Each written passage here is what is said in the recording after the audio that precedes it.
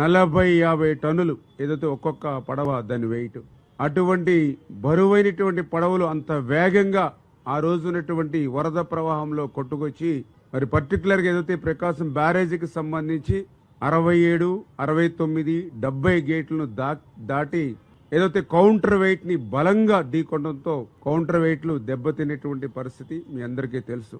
అదృష్టవశాత్తు బ్యారేజీకి సంబంధించినటువంటి మెయిన్ కట్టడానికి గాని, బ్యారేజీకి సంబంధించినటువంటి గేట్లను గాని అది తాకకుండా కౌంటర్ వెయిట్ ని తాకడం వల్లే కొంత నష్టం గాని ఉపద్రవంగా కానీ లేకుండా అయినటువంటి పరిస్థితి. నిజంగా గేట్లను గాని లేదా కట్టడాన్ని గాని తాకుంటే మళ్ళీ ఎంత నష్టపోయే వాళ్ళం 5-6 జిల్లాలు అనేటువంటి విషయాన్ని కూడా ఈ ప్రభుత్వం గుర్తుపెట్టుకుని వెంటనే ఏదైతే ఆ యొక్క అంశాలు ఏవైతే ఉన్నాయో వాటిని వెలికి తీసే విధంగా దర్యాప్తు చేయమని చెప్పేసి కూడా ఎవరైతే పోలీస్ అధికారులు కూడా ఇరిగేషన్ శాఖ నుంచి కూడా మనం కంప్లైంట్ చేయడం, దాని మీద దర్యాప్తు కూడా వేగంగా జరుగుతున్న విషయాన్ని కూడా ఈ సందర్భంగా తెలియజేసుకుంటూ, ఎందుకు ఇటు రైతులు గాని ఇటు రైతు సంఘాలకు గాని ఎవరైతే ఉన్నారో వాళ్ళందరూ కూడా ఒకటే కంప్లైంట్ చేస్తూ ఉన్నారు.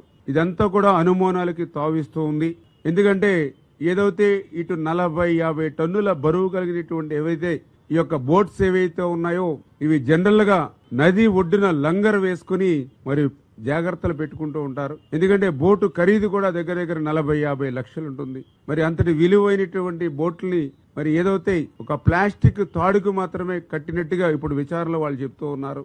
అది కూడా 3 పడవలను కలిపి ఒకే తాడుకి మరి ప్లాస్టిక్ తాడుకి కట్టి ఉంచినట్టుగా మరి వాళ్ళు అక్కడ ఉన్నటువంటి దర్యాప్తు వారి ద్వారా తెలుస్తూ ఉంది.